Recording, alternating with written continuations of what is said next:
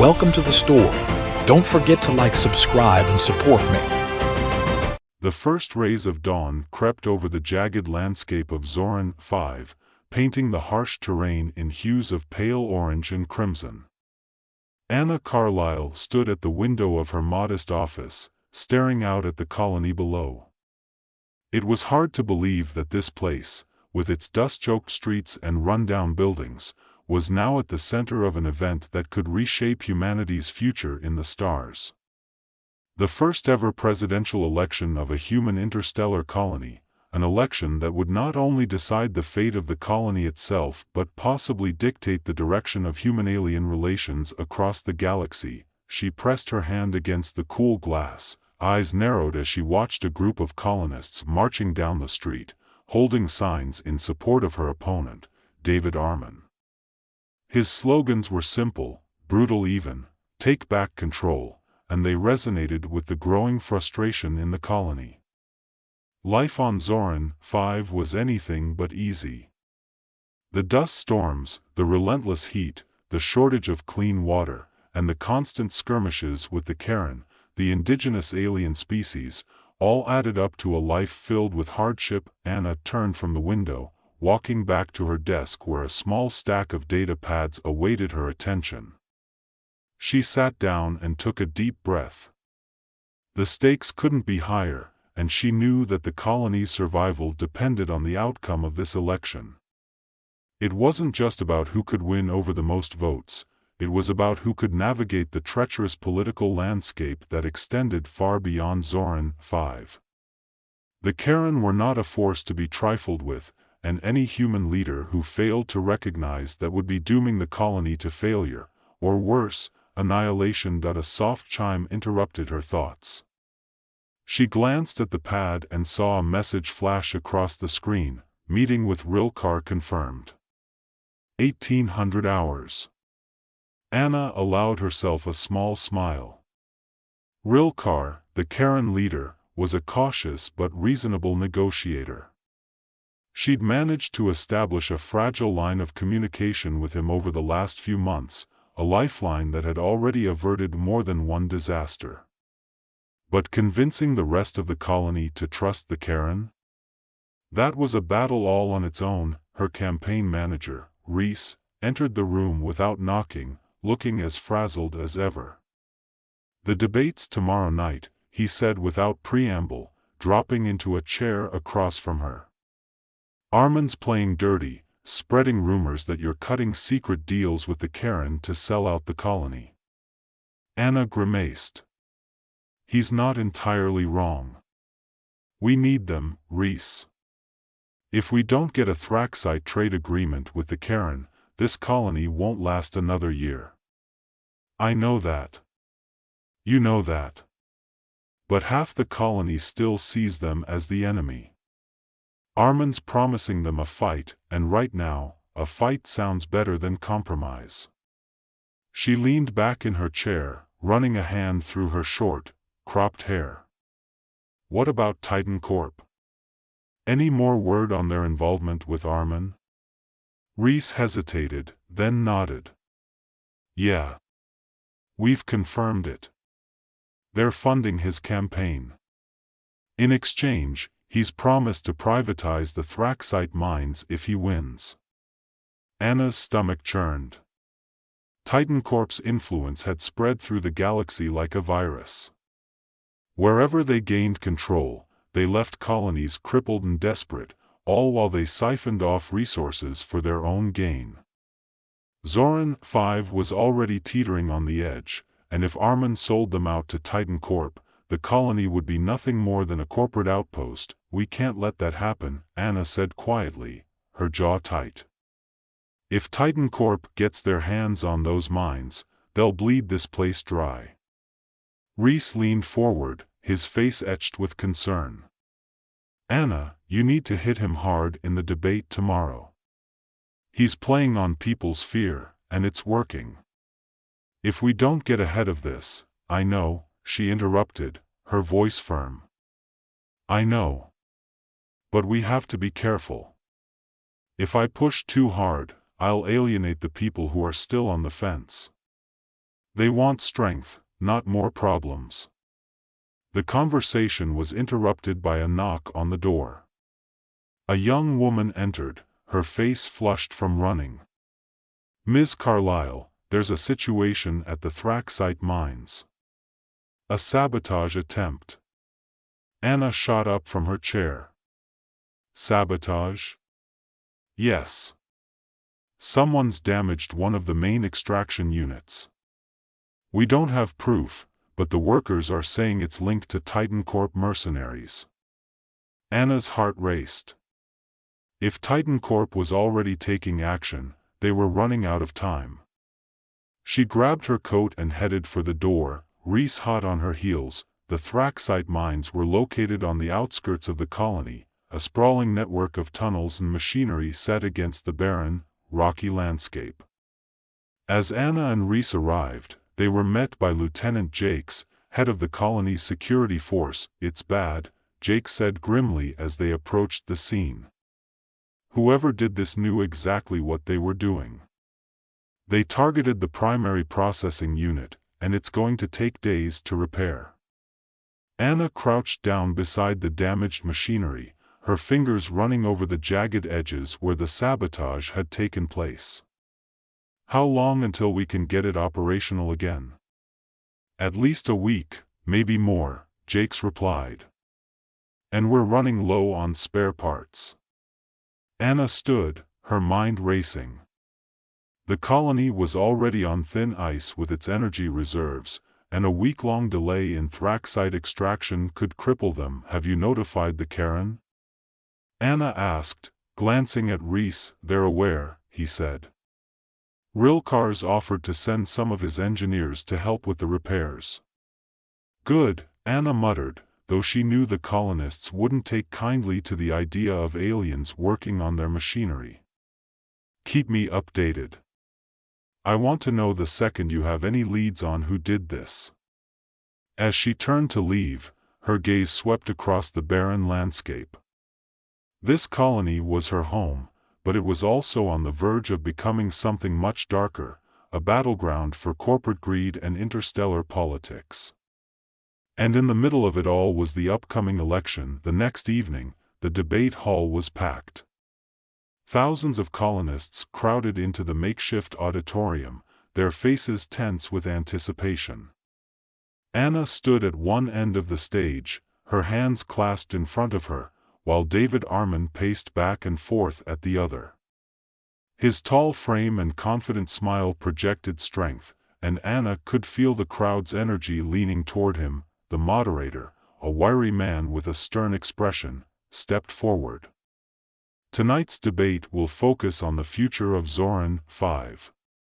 Each candidate will have the opportunity to present their vision for the colony, and afterward, there will be questions from the audience." Anna's heart pounded as the debate began. Armin wasted no time, launching into his speech with all the charisma and bravado that had made him so popular. "Our colony is on the brink of disaster," he declared, his voice booming through the hall. "We've been lied to, manipulated, and sold out to alien interests. The Karen want to control our resources, our future. But I won't let that happen. I promise you, if I'm elected president, we'll take back control of this colony. We'll fight for what's ours, and we won't let anyone, human or alien, stand in our way." The crowd erupted in cheers, and Anna felt the weight of their anger pressing down on her. This wasn't going to be easy. When it was her turn to speak, she stepped forward, her voice calm but firm. "I understand your frustrations. Life on Zoran 5 is hard, and we've all lost people we care about to the conflict with the Karen. But the truth is, we can't survive without them. The Thraxite we need to power our colony comes from their land, and we need their cooperation if we're going to make it." Boos rippled through the crowd, but Anna pressed on. "I know it's not what you want to hear, but the alternative is far worse. David Armand is promising you a war we can't win. We don't have the resources, the manpower, or the technology to take on the Karen, and if we try, we'll be signing our own death warrant. Armin interrupted her, his face twisted in a sneer. You're selling us out to aliens, Carlyle. You're giving them control over our future. Anna didn't flinch. I'm trying to save this colony. You think Titan Corp is going to help us? They're the ones funding your campaign, David. They want control of the Thraxite mines, and they don't care if it destroys the colony in the process. The crowd fell into a stunned silence, and Armin's smug expression faltered for a brief moment. You're lying, he snapped. I'm not, Anna replied calmly. Titan Corp is behind the sabotage at the mines. They're trying to destabilize the colony so they can swoop in and take control. Is that who you want running this colony, David? A faceless corporation that only cares about profits? For a moment, the tension in the hall was palpable, the air thick with uncertainty. David Armin stood rigidly at his podium, his fists clenched as the crowd murmured uneasily. Anna could feel the shift in the room, a subtle change in the crowd's energy. It was no longer the frenzied roar of blind support for Armin. Doubt was creeping in. The colonists were starting to consider her words. For a moment, Armin struggled to compose himself. His eyes darted to the audience, searching for the fervor that had fueled his campaign. Then, with a forced smile, he spoke. Anna Carlyle would have you believe that we need the Karen. That we're too weak to stand on our own. But that's not the truth. The truth is, she's scared to do what's necessary to protect our colony. He turned to the crowd, his voice rising with a practiced tone of confidence. I'm not scared. I believe in the strength of our people. I believe that we can build a future without relying on aliens. Without bowing down to corporations. If you elect me, I will fight for that future. The crowd's response was immediate, loud applause and cheers, but less unified than before. Anna caught the eye of a few colonists in the front rows, their expressions uncertain. Some of them were nodding at Armin's words, but others looked conflicted, as if they were questioning the firebrand rhetoric they had rallied behind. Anna knew this was her moment. She stepped forward, no longer content to wait her turn. David Armin talks about strength, she said, her voice cutting through the noise. But real strength isn't about charging into battle or making empty promises. Real strength is knowing when to stand your ground and when to seek peace. She took a breath, steadying herself. I fought in the last Karen War. I've seen what happens when we try to take back control by force.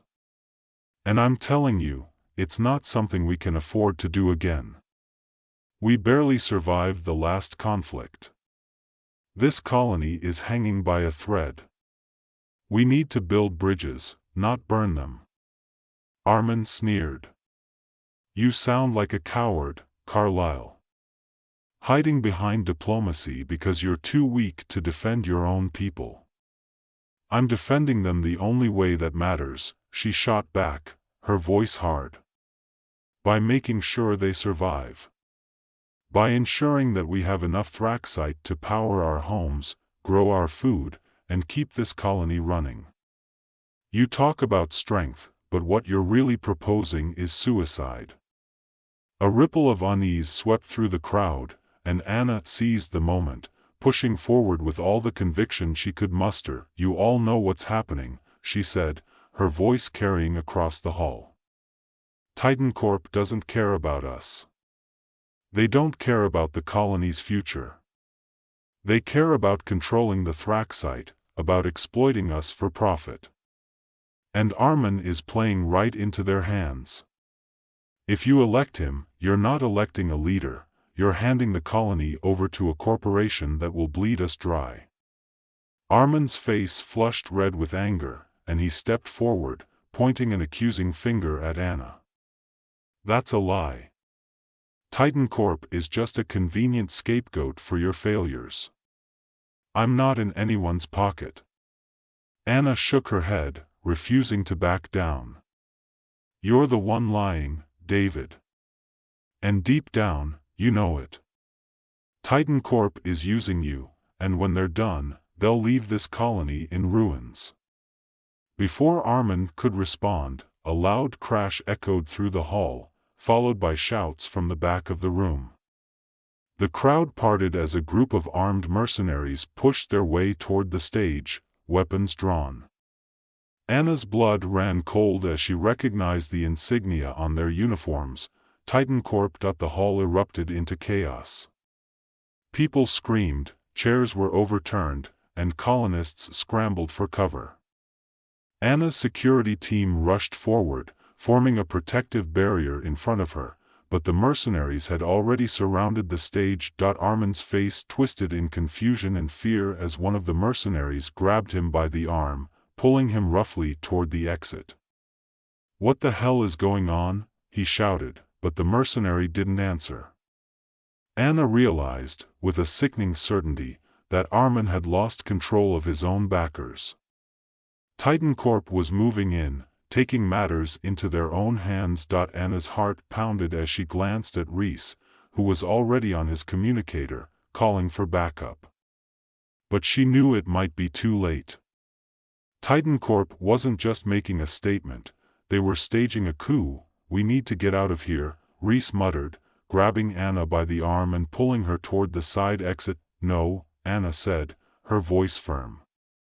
"We can't run. We need to stop them." Reese gave her a hard look. "You can't stop an armed mercenary force on your own." "I won't be alone," she said, her mind racing. She turned to one of the security officers beside her. "Get me in touch with Rilkar. Now."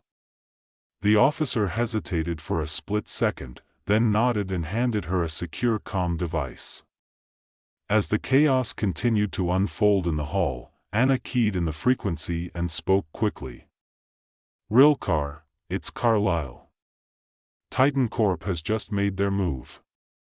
They've deployed mercenaries, and they're staging a takeover."